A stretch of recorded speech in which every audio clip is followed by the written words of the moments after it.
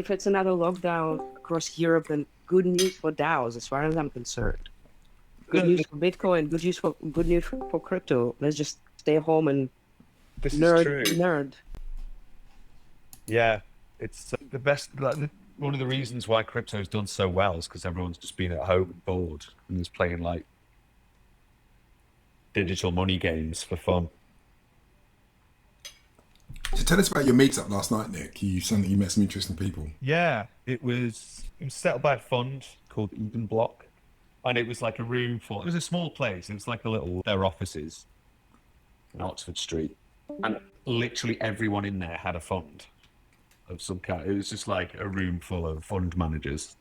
And a couple of there was like a guy from Wired there, and a couple of artists, and yeah, really cool crowd. And yeah, I spoke to some fund managers there. They're really cool people who've got it. They've got everything. They can't, like, when I go through what we've got, like, product-wise, the guy thought I was lying for a while. I was like, are you serious you've got all this?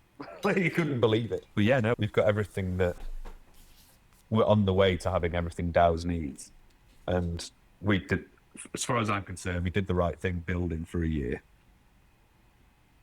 And we've just got more stuff than anyone else, because everyone was just like spending all their money on pumping shitcoins last year instead of building anything. So I think we're in a really good position. And yeah, there's like, everyone wants DAOs. It was like talked about 5 or 6 different people into a DAO last night. In fact, I didn't even need talking into. They were like, I want a DAO. You know what I mean? It's just like, how do I do it? Yeah, one of the ladies that I met at DeFi Live, we've been emailing back and forth, and she wants to set up an investment DAO. Yeah. Is this that? I now I know who you're talking about. This is the other Bridget, right? Yeah, exactly. Yeah, the second Bridget. Yeah, I remember her. Like, yeah, she was cool. Yeah, did you say we'd arrange the chat with her? Yeah, she's got a call next week. She's basically got a meeting with, like what she said, but she wants to have a call with us later next week. So I've sent her my diary, and she's going to lock something. Yeah. Good. Yeah, that'd be cool. So you've been talking to her about? She's got like a group of people in the chat room. Really, she wants to turn into an investment DAO. Yeah, she's got a fund, and she's basically got a group of investors that she wants to set up into an investment DAO. So this is the Telegram group that's worth, X million type thing. Yeah. I wonder, it's all these people with like funds and Telegram groups and everyone wanting a DAO. I'm wondering if it's a sign of like the overflow of cheap cash and people trying to do something with it. It's exactly what's happening. It's like everyone. There's this cheap cash and no one knows what to do with it yet. Yeah. It's insane. There's Paradigm just raised $2.5 billion fund. One of the first things they bought into was some ridiculously bad betting idea on some bet decks or some tragic name like that on Solana. Bet decks on Solana, 25 million. Like, just, it's ICO season again. It's nuts. It's ICO season. Or it's going to be. This is what I realized. But are we having are we going to have a mega bear market or not? I'm just waiting for 2 years already. I think the same cycle is going to play out again. We're at roughly that point so there was a point in 2018. I'm walking around. If I glitch out, I'll be back in a second. But there was a point in 2018 where I was telling Vivi about this morning. There was a guy called Daniel who came up to me at a meetup. He was like, do you write reports? What do you mean, do I write reports? And he was, can you write reports on ICOs? I was like, what do you mean, can I like appraise an ICO and tell you if it's shitcoin or not? And he was like, yeah. I was like, yeah, easy. He was like, okay, come to this Zoom link on like Wednesday at 7 p.m. or whatever.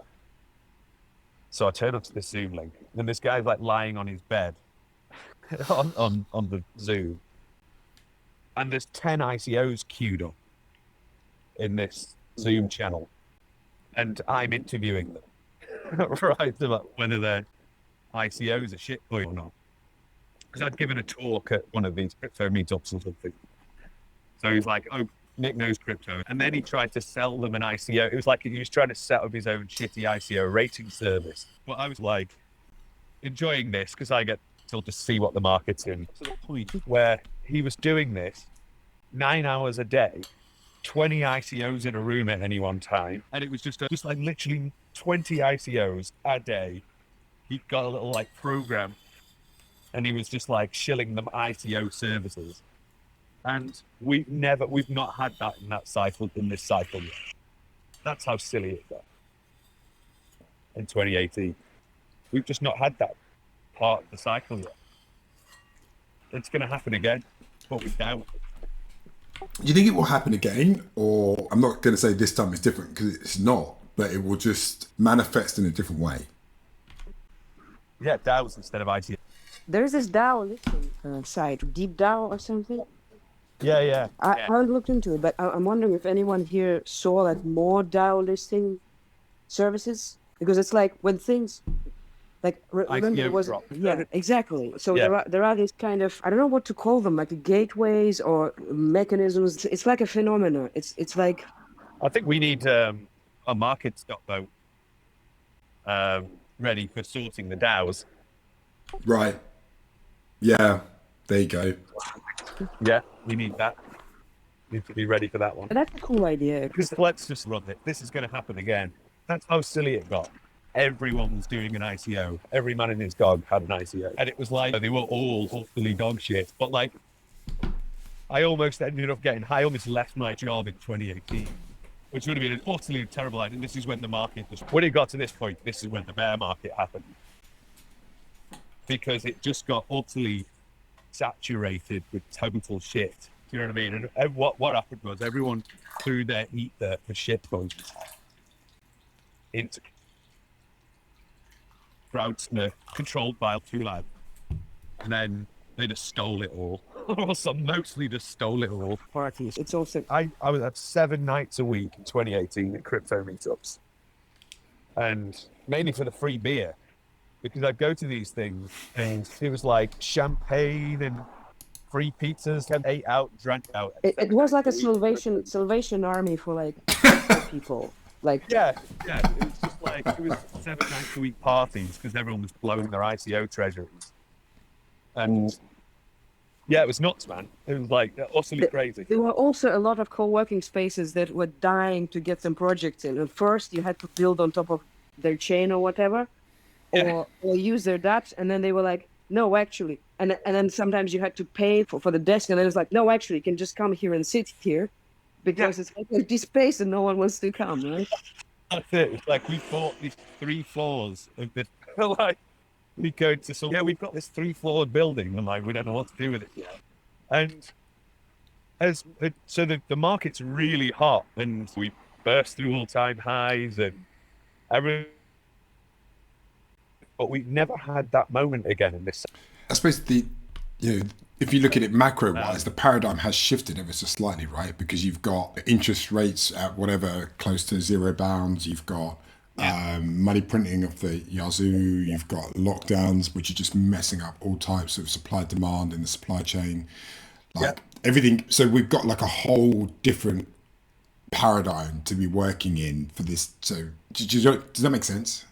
Yeah, it does. The absolutely. Context is different this time because it's like, hey, we've got 6 to 7% CPI inflation. That's the inflation they're measuring. Like, this is like people's price of milk, like 7% more. There's obvious direct inflation. So obviously, crypto assets and digital scarcity makes sense as an inflation hedge. Like, that's like people are playing that. The institutions have come in, like demonstrably. Elon Musk got $1.5 billion in Bitcoin, and corporate treasuries are buying Bitcoin. And because if the inflation is going to be like 4%, and this is what people get for their whatever as in dividends from like normie stonks and whatever. Then like you can get most normie stocks don't have dividends anymore. Right. It's like like yield thing. Like German companies selling this kind of stuff that you can get 4 or 5% to maximum or something, but that's inflation rate, right? Yeah, there's like for your normal savings account, which is like your 2 normie stocks, 0.1% interest. Like I saw someone talking about like set up a savings account for your kid and for their future or whatever. someone calculated that if you put 10 grand in at birth on their 30th birthday, they'd be able to spend $30 on lunch.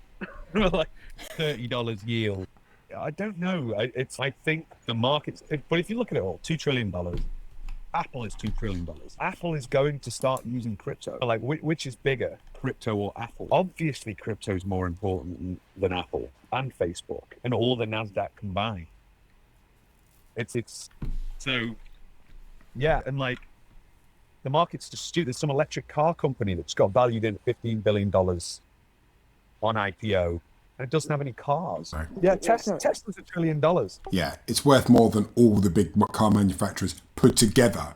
What? They don't even make. They literally make a handful of cars every year. So it's a play to the future, right? So the vision on this is that the investors in that think that in 15 years, in 20 years, due to like the data play that Tesla's making, they're going to be, and the AI play they're making, they're going to be worth 10 to 15x or whatever. I'll be back on in a second. I'm just going to go. Right. So with the current macro kind of aspects at play, everything seems more extreme now. This is why I'm sitting and waiting. No, it can't get more ridiculous than that. Well, actually, it can. Oh yeah, the market can. What's it? The market can be irrational for longer than you can stay solvent, right? Yeah.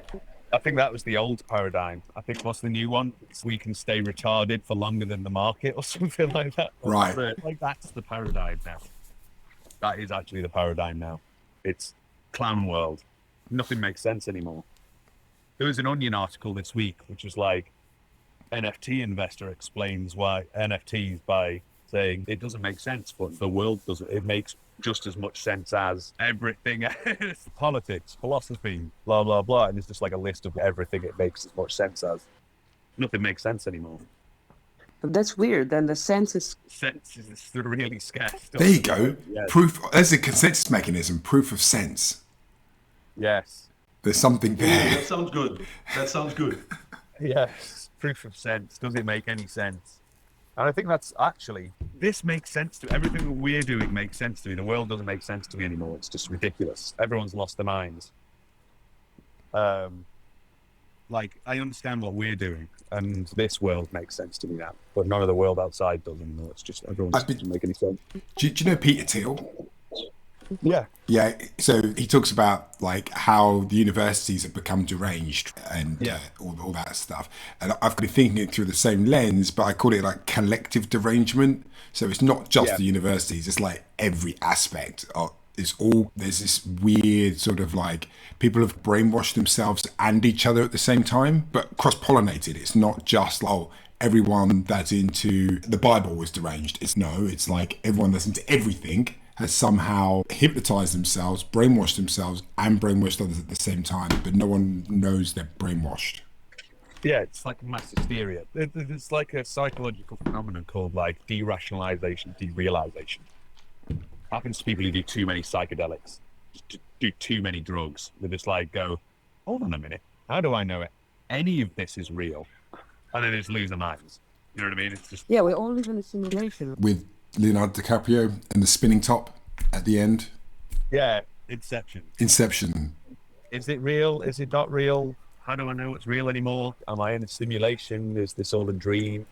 And like, but wasn't it the case all the time with the humanity? But the way information worked, the information like didn't flow as freely. Not as flows as freely now, but it's almost like it always was the case. Like some tribes were just going crazy in their own little ways, but it didn't matter because they didn't really have a stage for all of them. And now it's all interconnected, amplified in a different way. Yeah, I'm watching it like. So I think everyone really lost their mind last year. Everyone just started falling out with each other really badly.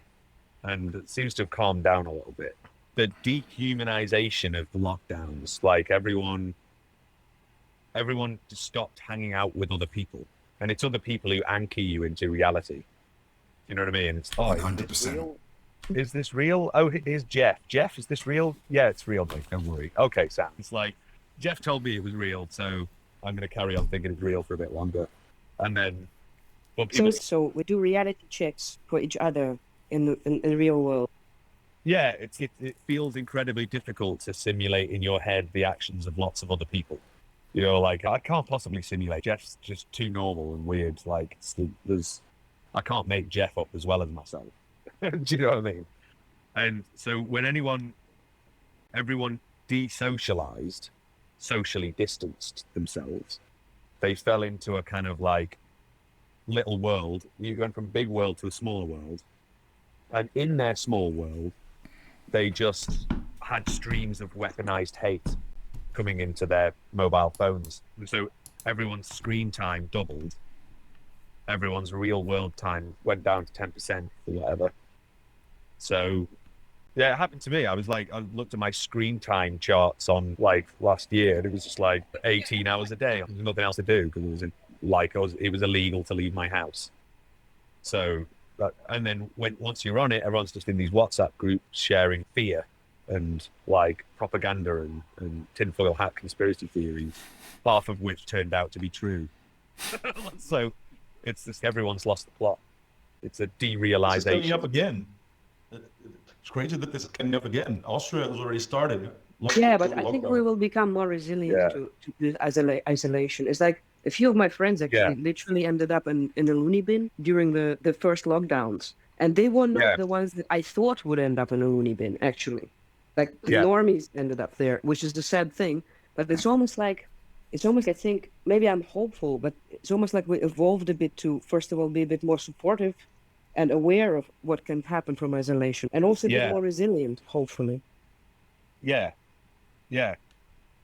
And I think there's like you said earlier, I think DAOs can be a bit of a sanctuary from this. I'll tell you what a constitution DAO was. It was hope. People thought like it was a realization of what you can do when you work together. There was, to a lesser extent, to a more greed-orientated extent, that was the thing with Wall Street bets. It was a realization of collective action. I wrote an article on this. You remember the one when we did the touching the balls of Wall Street picture on the front of it? Yeah. I'll share that in the journal again. In that, I sort of say what this was as a collective realization that actually, if we work together, we can take down these funds. And it become a movement because those funds, they were shorting these. What they wanted to do is like short GameStop into the ground. And it just felt unfair. It was like these, and it was like the liquidity providers behind it. Everyone's skin, and I think part of the reason why no one was in the pub last night is because no one's got any money.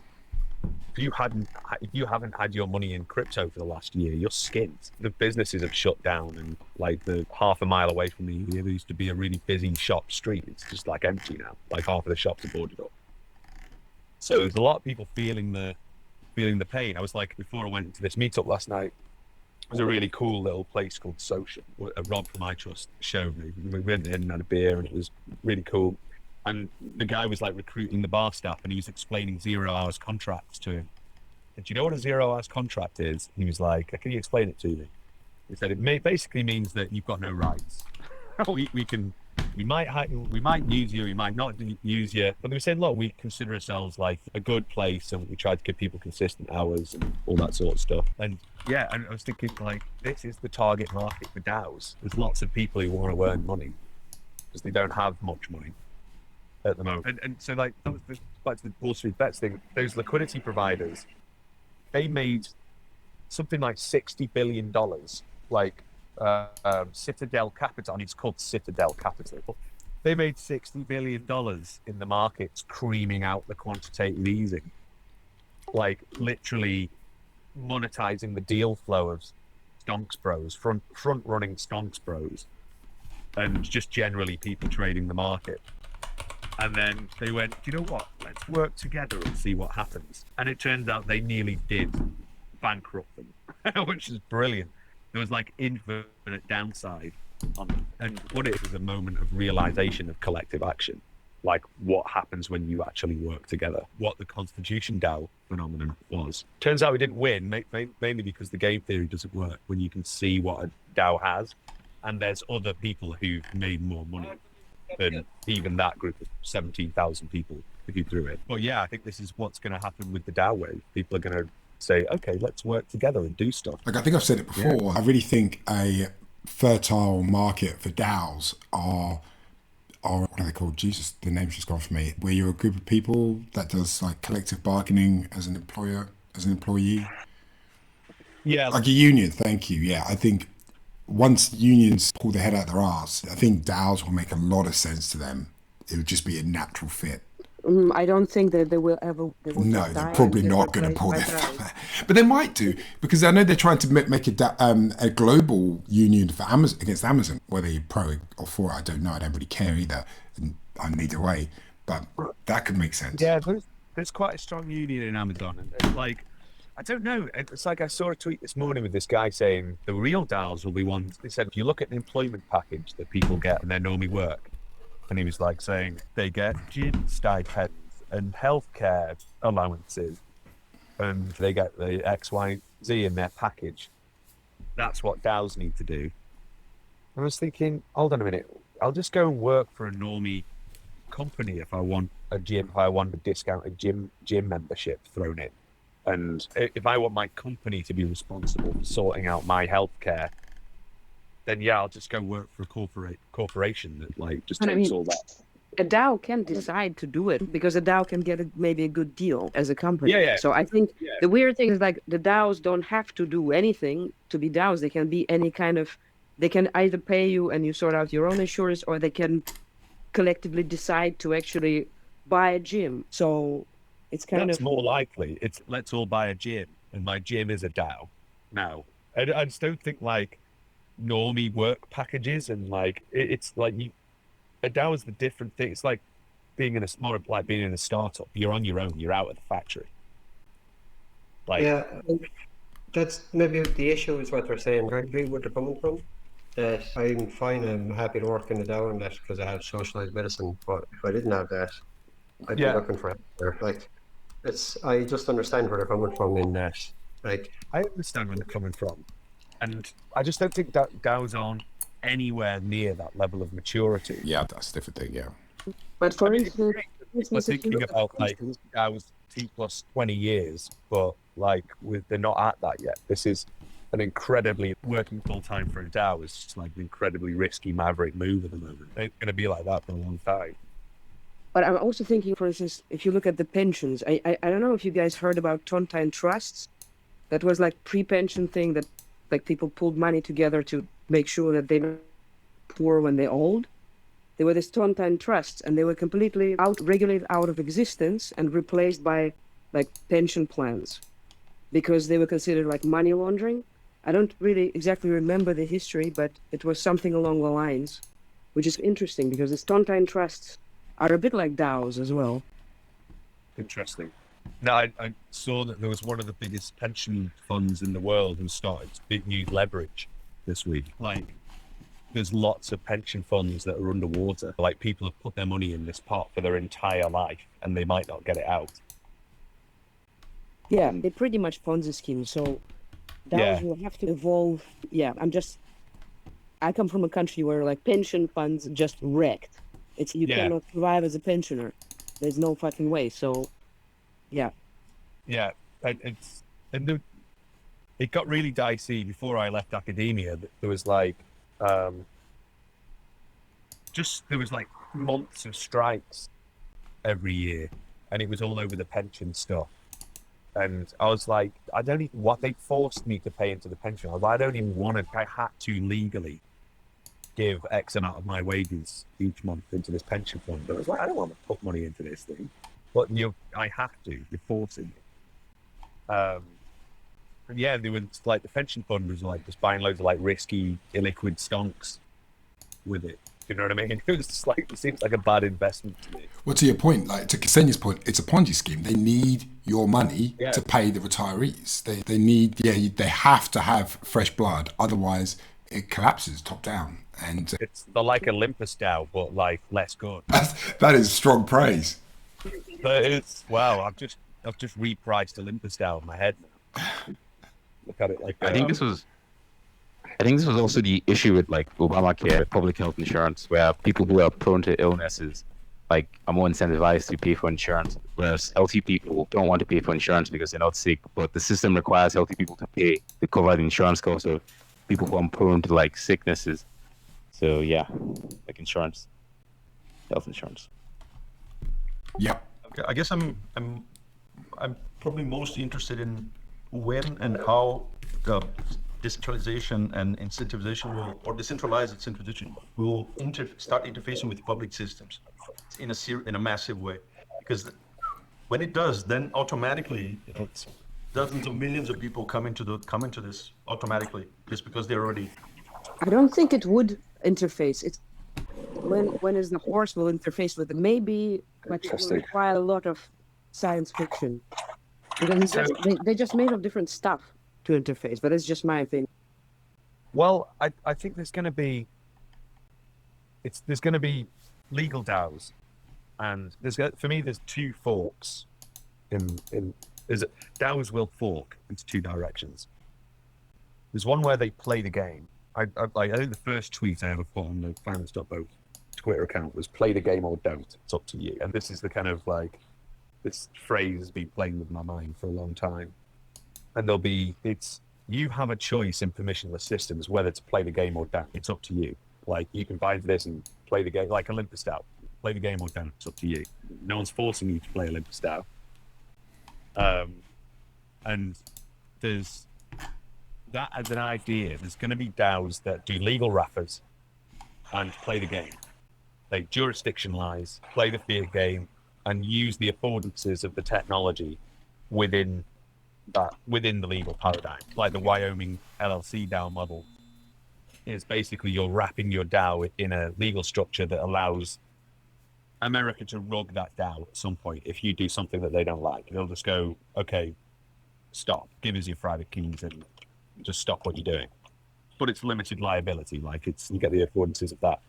And then there's going to be decentralized DAOs, which don't plug into fiat machinery at all and live on the internet as autonomous entities. But they'll do different things. Both will exist. It's two design paradigms. Two forks, both with exceptionally interesting outcomes. I was thinking about what you said there, Nick, about how radical and risky it is at the moment to have your full-time employment in a DAO. And I feel like a lot of that is down to the fact that, and I don't want to sound like an advert for finance.vote, although I spend my life pretty much sounding like an advert for finance.vote. There's just no infrastructure with, I would say, 99% of DAOs that launch. Like at the moment, it feels like a lot of DAOs that are at the moment getting the limelight are essentially just collaborations around a single goal. Like, for example, the Constitution DAO, it's a load of people going, this is a fucking sick idea. We're all in this cryptosphere, let's do it. And then when it doesn't happen, as we've seen, they're like, oh, now what? And they have no way of talking about that, discussing that, working out how to distribute that money in a different way, because they don't have the tech there to do it. They don't have a sort of compass way of doing it. They have no idea. So I think there's very few projects who have, like I said before, have had the foresight to, before we do this, let's get all the tools ready. Let's get all the things. Let's imagine what all the hurdles are going to be and make sure we've got the sticks we need to hurdle over them. And I think that's part of the thing. I remember looking at that Bankless report of people who worked for DAOs. And it was really fascinating. It was great to get consensus on it, but it was just such a small range of people. And I think the reason for that is there's no sort of like places that are going, oh, look, we'll give you X amount a month to work for this DAO. That's just such a weird concept. There's so few people doing it because they just can't. And I think that's why I'm so like, over the last few months, it's really clicked again of like just how fortunate a position we're all in now as finance.vote, because it's, oh, you need the tool, here they are, we've got them, and that's what a position to be in, right? But in a way, it's like the weird thing is like right now DAOs is like they're doing some software and some like DeFi stuff. But if you would imagine a DAO that actually provides a service, let's say you're a freelancer or whatever, or you're a bartender, and instead of going to a bar and working at a bar, you can just work for a DAO, and then the DAO just provides their DJs or bartenders or what have you.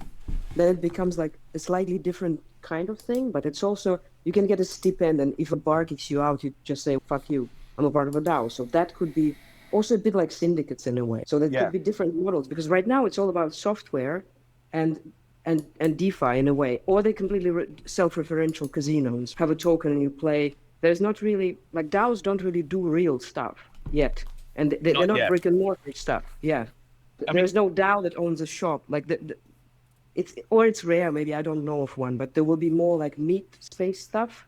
Then I think it will be easier to work for a DAO. It comes down to like a safety net, right? It's like the real safety net is that you are independently wealthy enough that whatever happens, you've got runway for a couple of years.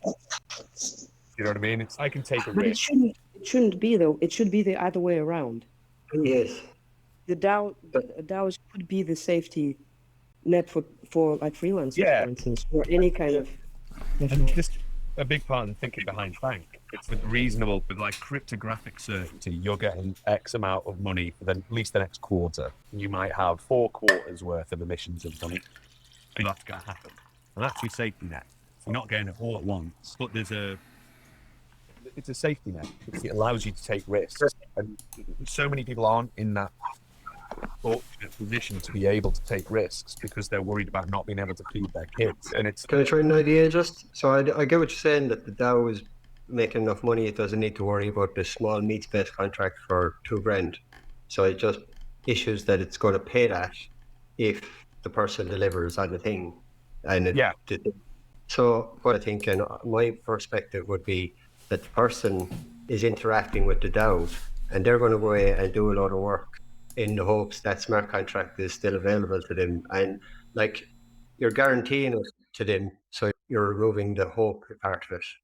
Is that what you're saying? We still look at it from the user's perspective, you know? I get what you're saying. it's you can't be rugged out of that money. It's coming, whatever happens.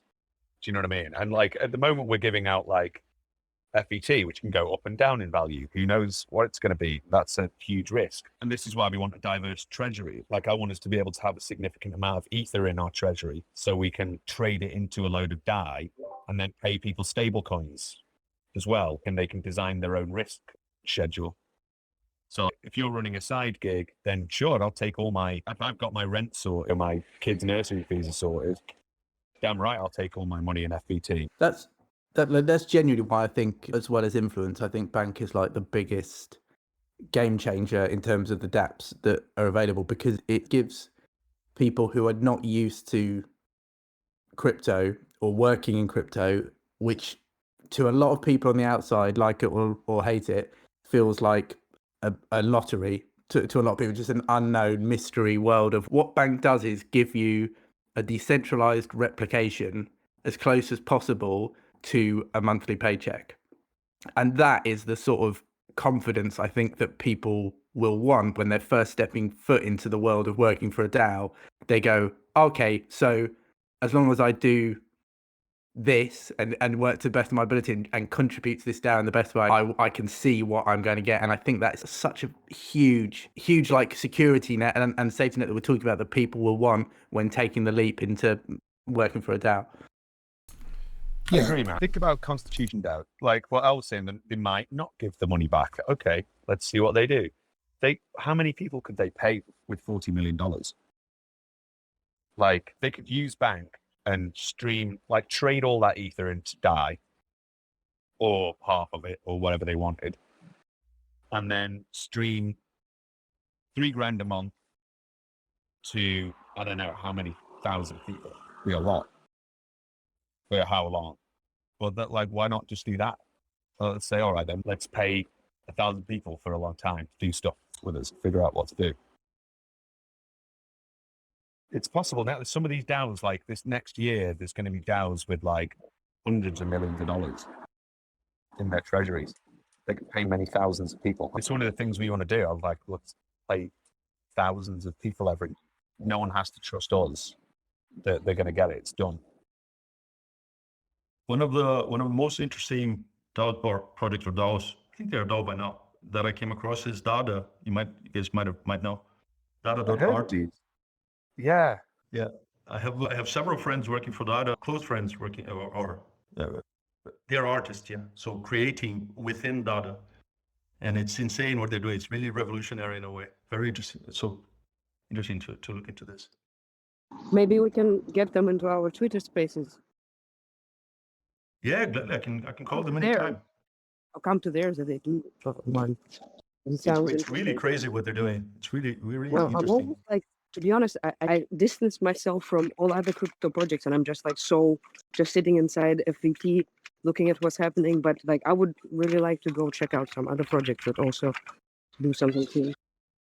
Yeah, Ricardo, give them a nudge and see if they fancy having a chat about what they're doing and talk about DAOs, maybe in one of our spaces or something. Yeah, anytime. Is that where your profile picture comes from, Ricardo? Yeah, exactly. Yeah, it's by the Dada artist. Yeah. Actually, they were one of the first. Probably I don't know the history in detail, but I think they were one of the first to start working with NFTs in, I don't know, 16, 14, I'm not sure. And they one of the first to launch a collection. And I was going to say they've been around for a long time. I think I remember hearing about them years ago. Yeah, that's right. That's right. And this is I got to know them from this friend of mine, and she's part of it, and it's really cool to do it. I wonder if we can commission some art from them. Maybe we could revive our idea of finally getting more artwork for IDs. Yes. Yes. This is the cool stuff. Like, I've been thinking about our DAO alliances, and people are asking me, like, okay, then what's your sort of go-to-market? And curated DAOs. So I think the ICO frenzy thing is going to happen with DAOs. And there's going to be like 99% of these ICOs. You remember ICO Alert? There was an app you could get on your phone, and it was like new ICO. And it got to the point where there was like, you get a notification every 10 minutes. Ping, new ICO, new ICO. And it was just utter trash, all of it. That's going to happen with DAOs. And I don't particularly want to enable a load of scams into existence. Do you know what I mean? I think curated DAOs is, I want our community to say, hey, we want to work with these guys. These are cool.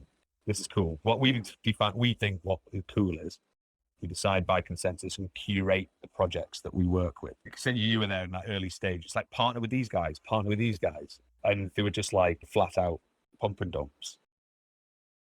And it's just not our philosophy.